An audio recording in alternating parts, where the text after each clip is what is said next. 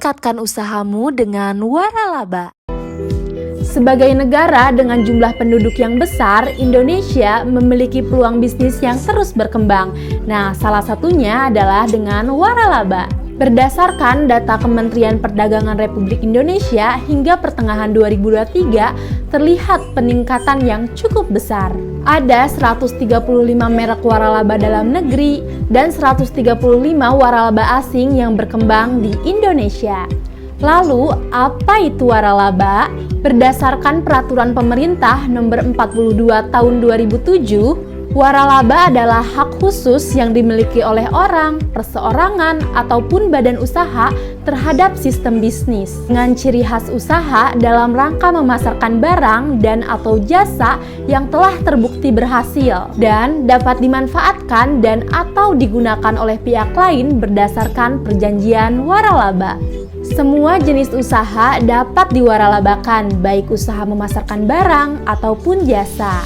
Usaha memasarkan barang diantaranya produk F&B seperti coffee shop, restoran cepat saji, dan lainnya.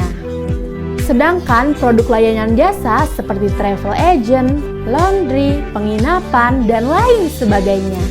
Waralaba memiliki beberapa kriteria, yaitu memiliki ciri khas usaha, terbukti sudah memberikan keuntungan, memiliki standar pelayanan yang ditawarkan secara tertulis, mudah diajarkan dan diaplikasikan, dapat memberikan dukungan yang berkesinambungan, dan memiliki kekayaan intelektual atau KAI yang telah terdaftar.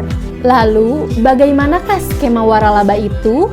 Dalam skema waralaba, pemberi waralaba memberi hak kepada penerima waralaba untuk menduplikasi konsep bisnisnya sesuai prospektus penawaran waralaba, serta melakukan pembinaan secara berkala.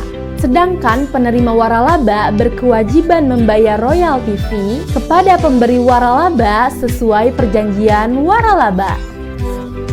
Terkait kerjasama antara pemberi dan penerima waralaba, pemerintah menerbitkan Surat Tanda Pendaftaran Waralaba atau STPW.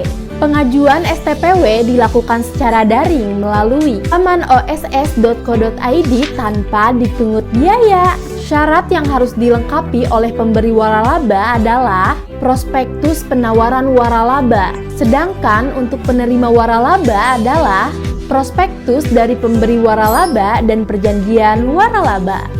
Pemberi maupun penerima waralaba yang telah memiliki STPW wajib selalu menggunakan logo waralaba dan tidak diperkenankan mengubah bentuk dan atau memasukkan logo waralaba. Pemberi waralaba wajib menyampaikan laporan kegiatan tahunan ke Kementerian Perdagangan. Penerima waralaba yang melanggar akan dikenakan sanksi sebagaimana diatur dalam perundang-undangan yang berlaku.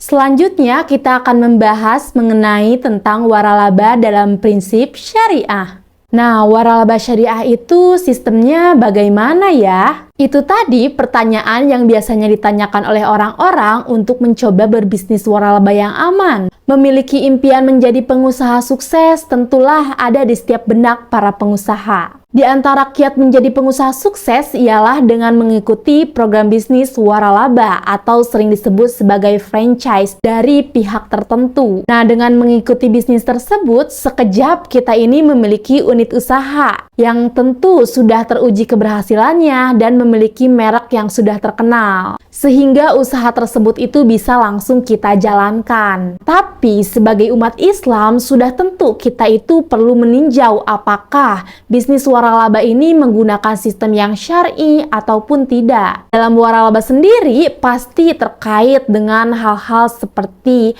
kekayaan intelektual, pembagian keuntungan, dan kepemilikan unit usaha. Nah, semuanya itu perlu sebuah perjanjian tunggal atau disebut dengan satu akad. Yang pada intinya waralaba yang syariah itu sistem perjanjiannya hanya untuk satu hal atau dalam satu akad saja. Sehingga kedua belah pihak jelas akan transaksinya tersebut. Yang tidak syariah sudah tentu ketika dalam perjanjian satu akad terdapat dua hal yang berbeda. Nah, mungkin sekian penjelasan mengenai waralaba yang dapat saya sampaikan. sampaikan.